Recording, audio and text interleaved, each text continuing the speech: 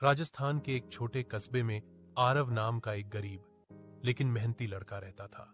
पिता के गुजर जाने के बाद घर की जिम्मेदारी उसी पर आ गई थी, इसलिए वह दिन में काम करता और रात को पढ़ाई करता था। उसका सपना था कि वह अपनी मां को बेहतर जीवन दे सके।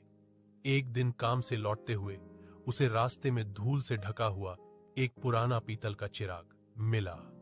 देखने में साधारण, पर उस पर बने अजीब निशान उसे खास बना रहे थे।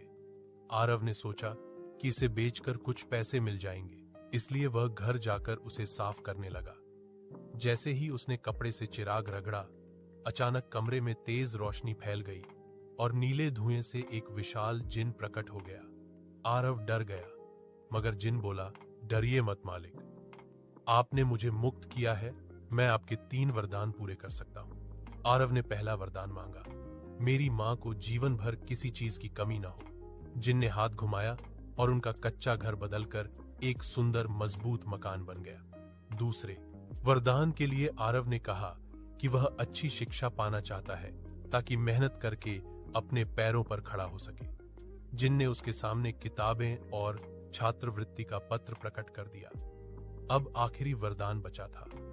आरव कुछ क्षण सोचता रहा और बोला, मैं चाहता हूं कि तुम हमेशा के लिए आजाद हो जाओ, लेकिन तुम्हारी आजादी किसी के लिए नुकसानदेह न बने। जिन उसकी नीयत से प्रभावित हुआ और बोला, तुम पहले इंसान हो जिसने अपने लिए नहीं, दूसरों के लिए सोचा है।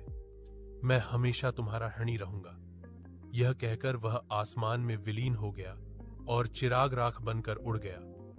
समय बीतने के साथ आरव ने पढ़ाई और मेहनत की बदौलत बड़ा नाम कमाया। लोग उसकी सफलता का रहस्य पूछते तो वह सिर्फ इतना कहता, असली जादू चिराग में नहीं, आपकी नीयत और मेहनत में होता।